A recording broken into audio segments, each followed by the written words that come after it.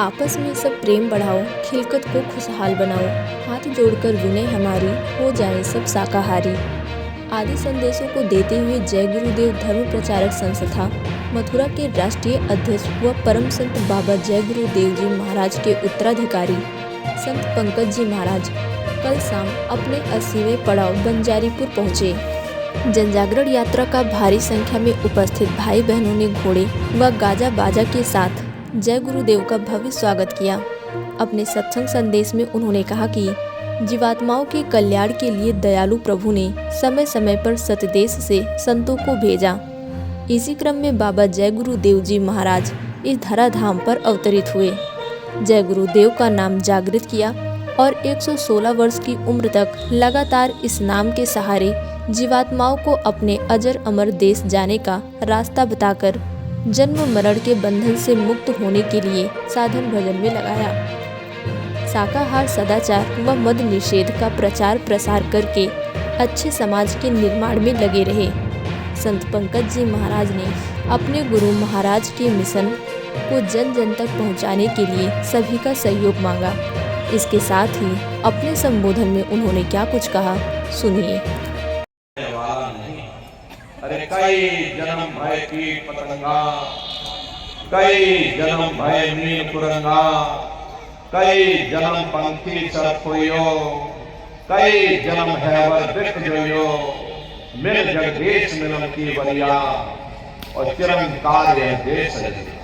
करोड़ों करोड़ युगों से हम आप नरकों की सजा भोगने के बाद में फिर कभी कीड़े पतंगों की योनि में डाल दिया, कभी पेड़ पौधों की योनि में डाल दिए जाते, तो कभी हम लोगों को अपने अपने कर्मानुसार पशु और पंछियों की योनि में डाल दिया। कृष्ण भगवान ने उद्धव से कहा कि हे उद्धव, ये जो तुम चीता देख रहे हो, ये कई बार इंद्र बन चुका है। प्रेमी भाई बहनों, जब स्वर्गों का राजा इंद्र वह अपने कर्मों के कारण कीटा बन सकता है, तो हम दुनिया के जीवों का क्या हाल होगा। कर्म, प्रेमी भाई बहनों, ये कर्मों का बड़ा पेचीदा संसार है। यहाँ तुम जैसा कर्म करोगे वैसा फल तुमको मिलेगा। कर्म भूत सब जग को लागा, या से बचे नहीं कोई जागा। कर्मों का ये भूत सारे संसार के जीवों को लगा हुआ है। कर्मों के वशीभूत होकर के ये मनुष्य बार बार जन्म लेता और मरता है, नरकों की सजा को भोगता है, 4 कान 84 लाख योनियों में भटकता है। प्रेमी भाई बहनों, 84 लाख योनियों की सबसे जो आखिरी योनि होती है, योनि होती है। गाय स्त्री का रूप लेती है, बैल पुरुष का रूप लेते हैं।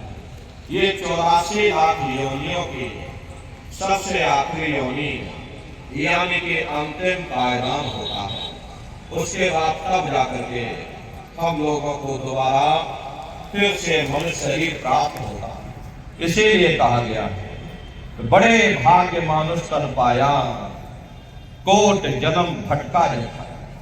कोटान कोट जन्म जन्मांतरों तक अलग अलग योनियों में भटकने के बाद में तब बड़े सौभाग्य से तुम लोगों को ये मनुष्य शरीर प्राप्त हुआ।